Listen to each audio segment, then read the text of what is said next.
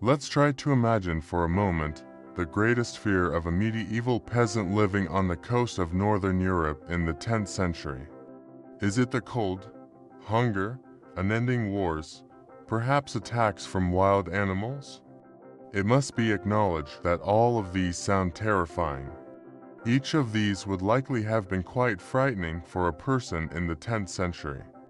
However, it's not certain whether any of these would be terrifying enough to match their greatest fear. Throughout the medieval period, northern Europe was ravaged, destroyed, and devastated due to various invasions. Yet, for the villagers living along the English Channel and the Atlantic coast, the most frightening sight was undoubtedly the sudden appearance on the horizon of Viking ships carrying the most destructive storms of Scandinavia. It is impossible not to understand this fear. The Viking image around the 10th century, already menacing in appearance, had been embellished with motifs and horror stories, becoming excessively frightening. Until the 12th century, Vikings had turned the rising black clouds over ruined cities, the corpses of women and children lining the streets, rape, theft, massacre, and plunder into a reality. The Viking image, already terrifying to the people of that era, was further intensified by some of the leaders who had a notorious reputation. 10. Eric Bloodaxe. Eric Bloodaxe was the favorite son of King Harald of Norway, so much so that Harald had appointed him as his heir before his death. This favoritism gave Eric exceptional power over his other brothers. Following Harald's death, Norway was engulfed in rivers of blood throughout the country. Brothers who ruled as joint rulers in different cities were eliminated one by one. The bloody murders would later lead to Eric adopting the title Bloodaxe. However, the wind changed direction soon. After a short reign, Eric was dethroned by his only surviving brother. Thus, leaving behind a Norway steeped in civil war, destruction, and blood, he had to abandon his homeland. But this wasn't the end for him. The anger and violence firmly embedded in his mind were to be carried across the sea to England. The Viking Sagas and the Anglo-Saxon Chronicle portray Eric as the King of Normandy after these events. The activities of the famous Viking leader here show that he continued to wield his axe stained with blood. Wars against lawful heirs would drag the northern part of England into an endless struggle. Eventually, he was exiled twice and was finally assassinated by his own men. 9. Freydis, Eric's daughter. Vikings were not only feared figures among men, but could also become terrifying figures among women. Freydis, the famous Viking leader Red Eric's daughter and the stepsister of Leif Erikson, was one such woman. She participated in the exploration expeditions to America with them and had the honor of establishing a new settlement. Freydis gained a reputation as a ruthless princess who pursued and slaughtered the natives even while pregnant. Additionally, she was disturbed by the presence of other chiefs in the region. By deceiving her husband, she caused Viking attacks on settlements. Although some were killed in these attacks, the wives and children survived. Her men, refusing to kill them, prompted Freydis to take matters into her own hands. Armed with an axe, she personally slaughtered them one by one. These actions would not only create a terrifying reputation among the locals, but also among the Vikings themselves. 8. Sweyn Forkbeard. Some Vikings had to shed a lot of blood early in their careers. Sweyn Forkbeard was one of them. After years of civil war, he finally killed his father and seized the Danish throne. But what truly made a Viking was demonstrating power beyond the North Sea and the English Channel. In Britain or France, Sweyn crossed the sea in 982 and reached England. The massacres committed here quickly turned him into a Viking leader with a bad reputation. He returned in 1000 and, after capturing Norway, shared it among his allies. Meanwhile, at the King of England's order, many Vikings in England were slaughtered. Historians later named this the St. Brice's Day Massacre. Sweyn was horrified by the news. This horror soon turned into pure anger and violence. Under his leadership, the Vikings set sail for Britain and spent the rest of their lives destroying England. 7. Harald Hardrada. Harald Sigurdsson participated in his first battle at the age of 15, supporting his brother, who was the King of Norway. However, the side he was on lost the war, leading him to leave his homeland. Years of travels and adventures brought him to Constantinople, the center of the Byzantine Empire.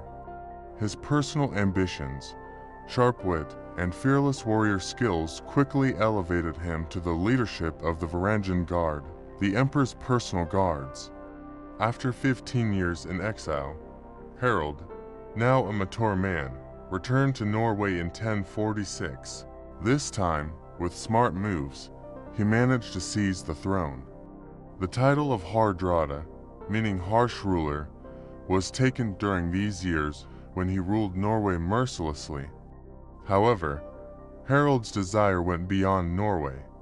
Like many other Vikings, he also wanted the English throne. The death of King Edward of England gave him the opportunity to claim the English throne. With 300 ships, he landed in northern England, but things wouldn't go as planned for him. Stamford Bridge turned into a cold grave for him and his companions. 6. Bjorn Ironside. The reputation of many Vikings had spread across Britain and northern Europe. However, the legendary Viking leader Ragnar Lothbrok's son Bjorn Ironside was one of the first Viking leaders to dare to sail south. His fame spread almost all over the Mediterranean world. Bjorn and his Vikings, acting unlike the norm, turned their ships southward, creating a broad field for Viking raids extending from Spain to Italy and even North Africa. Although their activities were mostly aimed at gaining loot through surprise attacks, it was observed that the Vikings in this group engaged in trade. Therefore, Bjorn's fame was much greater than other Vikings. The coasts of southern Europe met him thanks to the destruction and devastation brought by the Vikings. He was a ruthless and fearless leader. Additionally, he possessed a keen intellect. There are records of cities in Italy that he cleverly seized without swinging his sword. Even Orderic Vitalis, who wrote about the Normans' history, did not neglect to include his conquests in his works. 5. Gunnar Hamundarson. Vikings were often feared figures due to their courage and battlefield skills. For many of them, defeating a few Anglo-Saxon or Frank soldiers, even during the most intense moments of war, was not a surprising feat. However, some Viking warriors managed to stand out even among the Vikings themselves with their warrior qualities. Gunnar Hamundarson, the main hero of the Njala saga, was undoubtedly one of them. The saga describes him as a fierce warrior who could fight equally well with both hands. He was so fast that, when looked at from a distance, he seemed to be wielding 3 swords simultaneously. By the time his enemy struck with one blow, he had already delivered 3 strikes to the most vital points.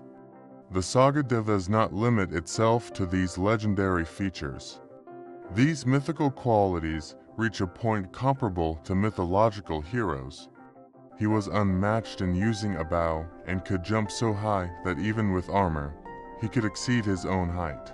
Despite all these, he had a highly virtuous character. He did not love to fight, and reconciliation and mediation were always his first choices. Considering all these characteristics, it is evident that the Njala saga portrayed him as a superhuman being.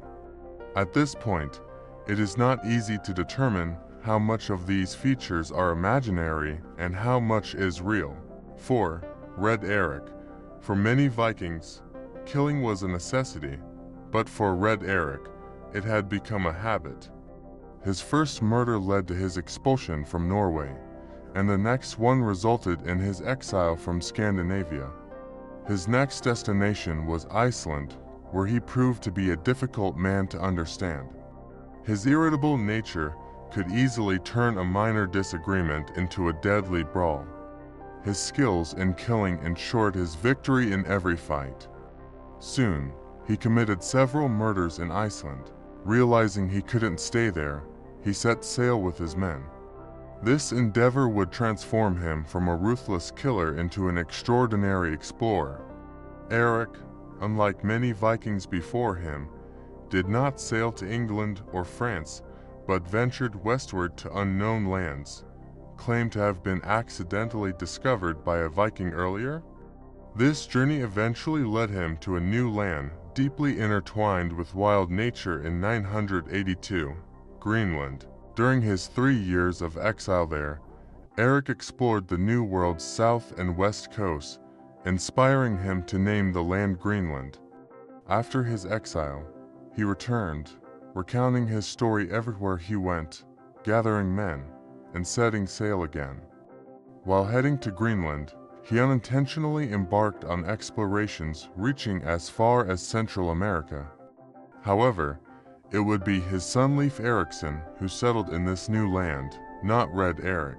Throughout the extraordinary tale that turned Red Eric into an explorer, he embodied the typical Viking desires of the 9th and 11th centuries. Eric knew he had to prove himself among the Vikings. He was ambitious to the point of being willing to kill. Moreover, he felt a deep passion for the unknown, which ultimately led him to Greenland and beyond, to America, a highly satisfying achievement for a medieval man unable to restrain his ambitions. 3. Ragnar Lothbrok. Thanks to popular culture, Ragnar Lothbrok has become a well-known Viking today. However, this is not new for Ragnar. Viking Sagas narrating his life show that he was similarly popular in his time. Of course, achieving this popularity during his lifetime was not easy. His life was filled with endless struggles. Traditional Norse poems from Iceland and Danish sources portray him with legendary tales, while Anglo-Saxon chronicles, Frankish, and Irish records are filled with horror stories shaped around his cruelty. Despite this, obtaining a true profile of Ragnar by utilizing sources is not easy. Some historians believe he corresponds to multiple historical characters. Therefore, reaching a simply described Ragnar in historical sources seems challenging. Still, based on the existing limited information, it is reasonably accepted that Ragnar was a king of Denmark and Sweden, spending much of his life on sea expeditions to France and England. 2. Egil Skallagrimsson. For Vikings, killing was often an activity that started in adolescence. It is highly likely that a Viking who reached the age of 15 had participated in several raids and pillages. In these raids, they learned to navigate vast seas, progress through rivers thousands of kilometers long, choose the right location for an attack, and mercilessly kill under any conditions. For Egil, this career started at a very young age. He wrote his first poem at the age of 4 and committed his first murder at 7. These became defining aspects of his character, and he continued to write and kill throughout his life. It is not easy to distinguish how much of what Egil did was real and how much was imaginary. Nevertheless, the poems written by him clearly indicate that he was, at the very least, a real historical character. Egil was born in a Norwegian settlement in Iceland. His father, a repulsive man who opposed the Norwegian king, was exiled here. Egil resembled his father and had a bone disease, making some parts of his body appear more crooked than they should. 1. Ivar Ragnarsson, who could imagine that a man incapable of walking without the help of others would become one of the most feared leaders in world history? Or who would be convinced that he had the competence to command the great army that invaded England. Ivar was born with a disability, yet his body was so fragile that he had to wear a special outfit and shield on the battlefield. According to Viking traditions, he should have been killed after birth, but being the son of a noble saved him. All information we have about Ivar comes either from terrorized English or Viking admirers. English sources portray Ivar as a pagan devil sent from hell, while Viking sources describe him as a living god with extraordinary powers. Viking legends suggest that Ivar had cartilage instead of bones in the places where his bones should have been. What turned Ivar into a ruthless Viking was his desire for revenge against his father. He invaded England, and the entire country united against him. By 870, he had conquered all of Britain. The conditions that allowed Europe to become a slaughter field under Viking weapons for centuries largely originated in Scandinavia, the homeland of the Vikings. Some Vikings sent into exile carried out these invasions to prove themselves.